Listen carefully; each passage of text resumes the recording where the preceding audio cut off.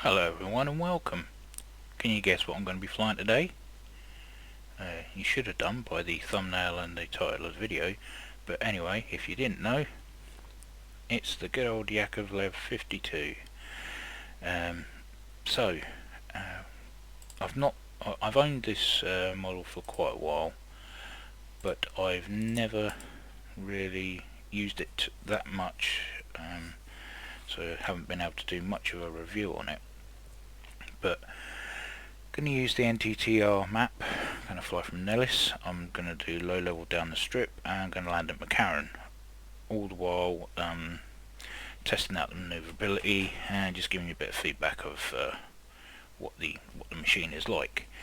Now obviously if you're new to DCS and want a simple prop trainer just to fly about in, you can't go wrong with this module.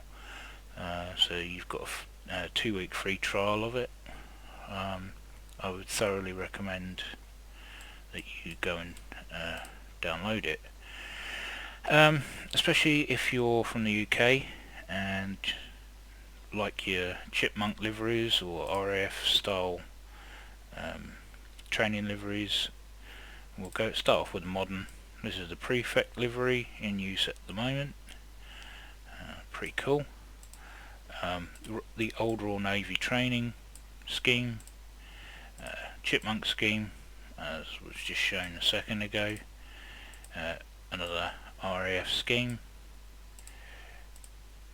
This is the modern Yak Digicamo. That's obviously not real, but looks good anyway. And then we've got the Empire Test Pilot School, which is quite a believable one because obviously they do like to try out their aircraft. So we're going to be flying in the ETPS livery, and as I say, we'll be taking off from Nellis on our way to McCarran. If you didn't know, the Yak-52 was designed and built during the 70s during the reign of the Union of Soviet Socialist Republics. So that means Russia, Ukraine, all those small countries out in the Eastern European area. So this was used by a vast majority of the air forces. It's still in use today by some of those air forces, some being Belarus, Bulgaria, Georgia, even Russia have their own updated variant, which is the Yak-52M. It's got a modernised engine and three-bladed prop, amongst other things, and it's also licensed built in Romania under the name Aerostar or IAK-52. And quite popular on the civil registers for aerobatics. So enough of the waffle, let's get into the cockpit. Well, what you expect from a high fidelity aircraft, everything's highly detailed, both modelling and texture wise. I mean, it just looks fantastic in here. Everything looks worn and really used. Animations pretty good, throttle, and then you have the vibrating instrument panel caused by the engine vibration, pretty reminiscent of my last flight in the Chipmunk. Yeah, good times.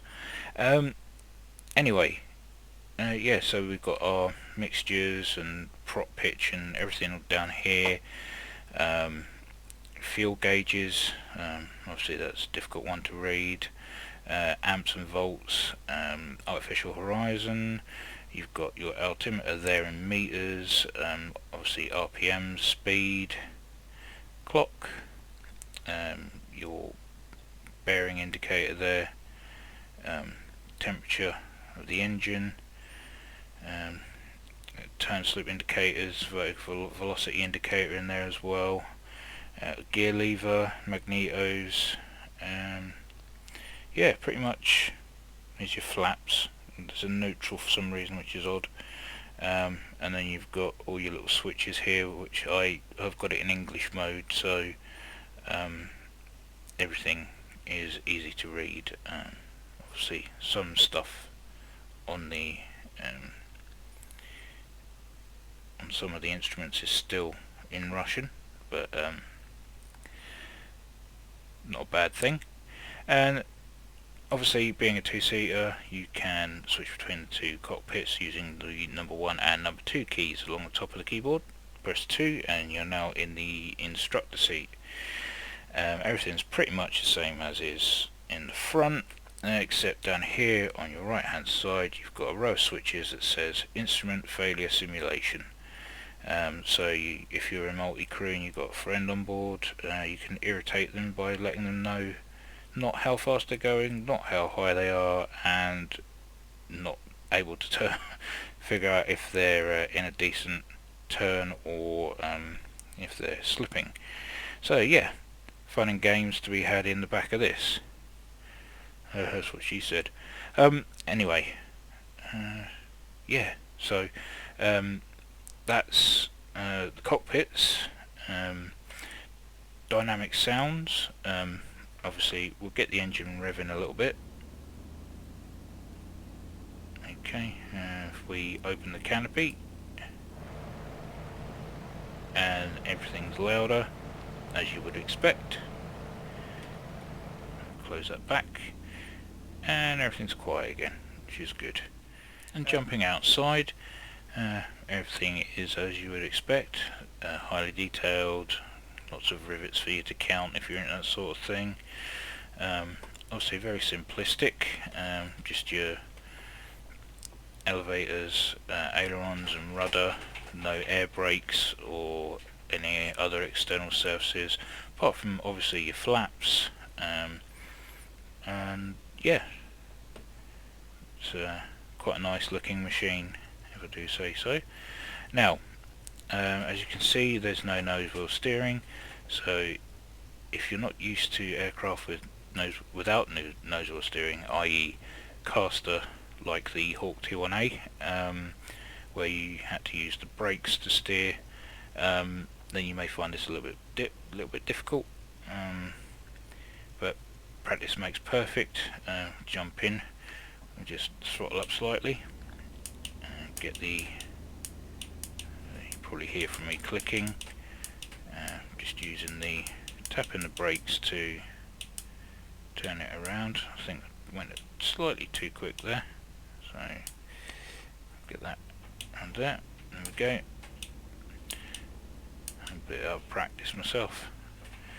Obviously, get yourself level. Get slowed down slightly, and if you're not thrown up by now, get yourself centralized again for the takeoff position.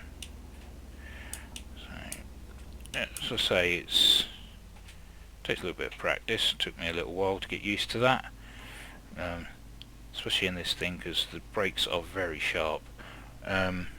There's no toe brakes, it's all done by a lever, which I've got set up on my flight stick, so if you heard any clicking, that's why. And if you are wondering what this thing is here, it's a gear down indicator, as well as you've got 3 greens down here as well. So okay, we're done with that now. Let's take off, get ourselves up in the air.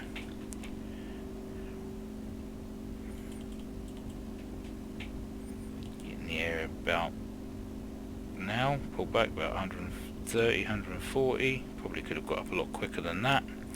So if we jump in the outside view and show you the gear going, not up,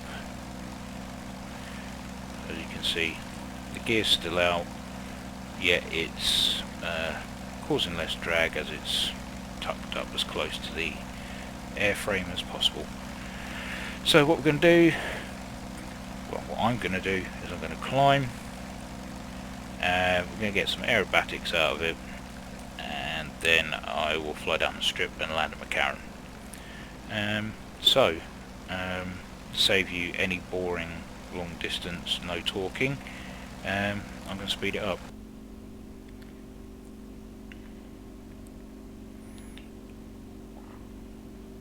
I did it! Finally reached 2,000 meters.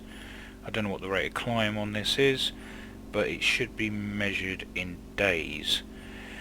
Okay, so we're going to head a little towards Nellis, because I think I'm over, I think it's called the Stratosphere, that really big pointy building standing on its own there.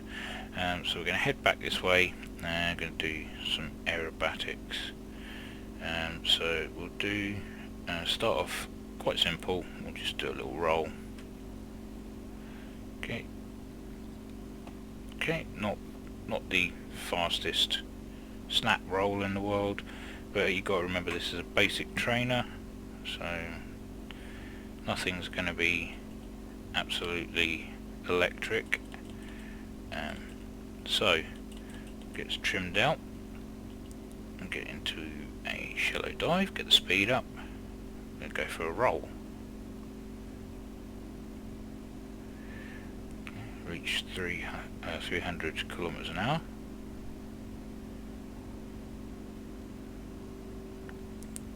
And up.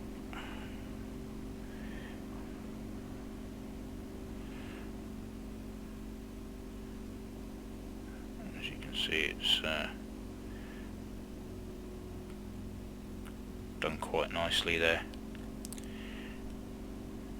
Okay, so I'm gonna try and stall it now. So throttling back, getting a bit of a climb. Just let the air bleed off, speed bleed off, sorry. Left wing should dip slightly.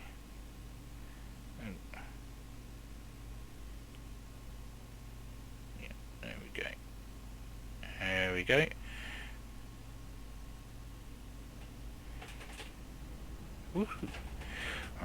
Right rudder, right aileron, and we're out of the spin. Easy. I mean, it's very responsive.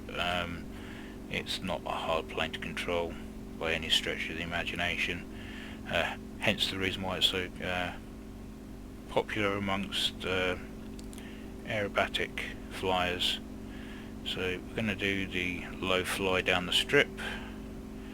Give people at the Stratosphere something to talk about.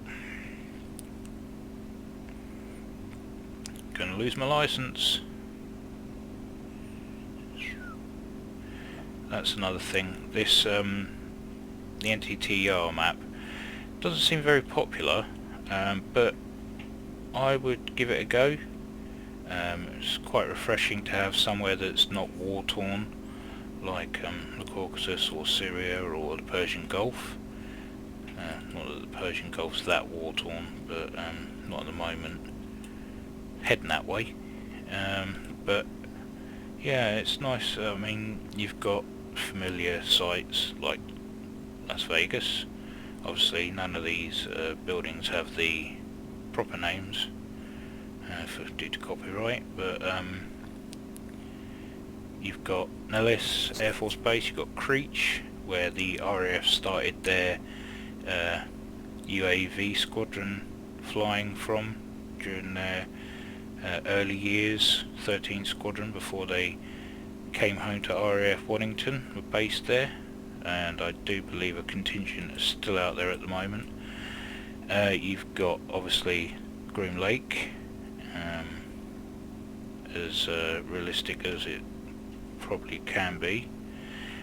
You have obviously you've got Tonopah Airport, where the F-117s are based and still are flying.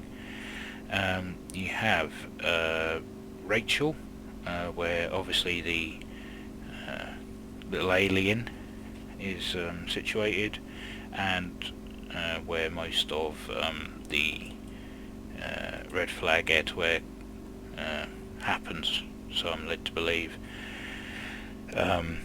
And there's also surrounding airfields such as Boulder City, a couple of places to the west, and obviously you've got Hoover Dam as well, and some other sites. So it's quite cool. I mean, the creatures out in that direction, as is Groom Lake, or Homey as it's known on here. Go down the Sally Corridor and work your way up past Area 51 on the grid system, and then you hang a left and you're over Rachel, and that's where you can meet Red Air in your dogfighting. And obviously there are some places where you can sort of place ground targets. You can find a map of the ranges out there. You can recreate them on this. There is not a training airfield, but a dugout airfield out in the desert, which you can use for bombing practice and things like that. So a good map, and if you're thinking of trialing for the 14 days, thoroughly recommend it. That will be unpopular among quite a few people because, well, I don't know what they expected from it, to be honest. It's a training map, somewhere where you can meet with your friends, form a squadron, do some training, and then leave the real combat to other terrains, really. I mean, that's what I would do, but that's just me. Anyway, bring this in, get the gear down, get the flaps down, get it dirty, get it ready for touchdown, and then I'm going to end the video. So if you've made it this far, I appreciate your time and thank you for watching. As I say, give the Yak-52 a go, and if you're looking for something different in a terrain, the NTTR is also worth a punt. Yeah, that's me coming in, throttling back, let it flare, flare, flare, flare. There we go, and we're down. Okay, so that's it from me. As always, take care, and I'll see you in the next one.